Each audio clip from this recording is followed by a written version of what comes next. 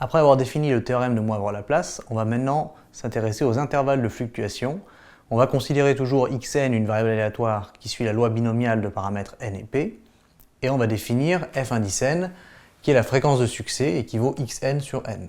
Alors c'est naturel, sur les n fois que l'on répète de manière indépendante l'expérience dans le cadre d'une loi binomiale, xn compte le nombre de succès. Alors si, tout naturellement, on divise le nombre de succès par le nombre de répétitions, eh bien on a bien une fréquence de succès fn. Et fn, on pourrait le montrer, à partir du théorème de Moivre-Laplace, vérifie la limite suivante, c'est-à-dire que la limite de la probabilité que l'on ait fn compris entre ces deux valeurs, qui sont p moins u alpha racine de p 1 moins p sur n, et p plus u alpha racine de p 1 moins p sur n, vaut 1 moins alpha. Alors attention, souvenez-vous que u alpha et alpha sont des grandeurs qu'on a déjà vues dans le cadre de la loi normale, et on a dit que u alpha et alpha vérifient cette égalité-ci. C'est-à-dire que u alpha, c'est la valeur telle que la probabilité que z soit coincé entre les deux valeurs moins u alpha et u alpha valent 1 moins alpha. Donc c'est pas n'importe quoi, et u dépend bien du alpha. D'accord? Mais fn vérifie ça, et on a rappelé ici la définition pour u alpha et alpha, avec évidemment z qui suit la loi normale centrée réduite. D'accord?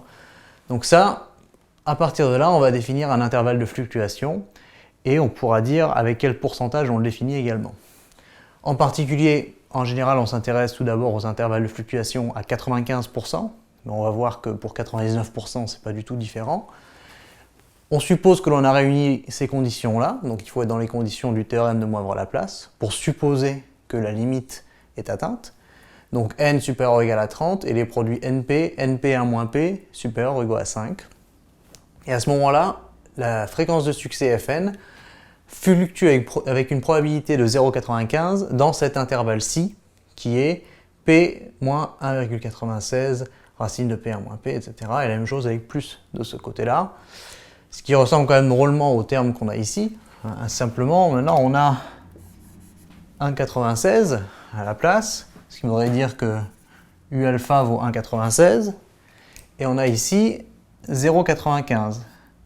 D'accord? Mais souvenez-vous que ce qu'on avait dit, c'est que si 1 moins alpha vaut 0,95, c'est-à-dire si alpha vaut 0,05, eh bien le u alpha qui correspond, c'est 1,96.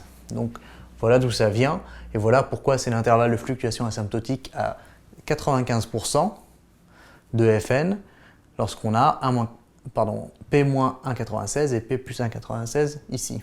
D'accord? Alors on peut de la même façon définir l'intervalle de fluctuation asymptotique à 99% de fn. Il suffit par contre de choisir les bonnes valeurs de u alpha et de 1 moins alpha pour ça.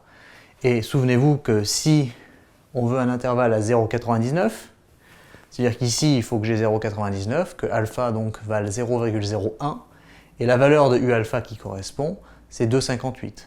Donc si je veux un intervalle de fluctuation pour fn à 0,99, c'est-à-dire à 99%, eh bien il faut qu'ici je mette 2,58 à la place. Voilà.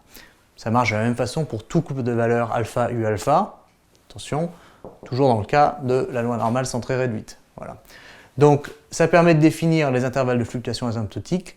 On s'intéresse majoritairement à celui à 95%, mais il faut savoir comment trouver celui à 99%, puisque ça arrive de temps en temps.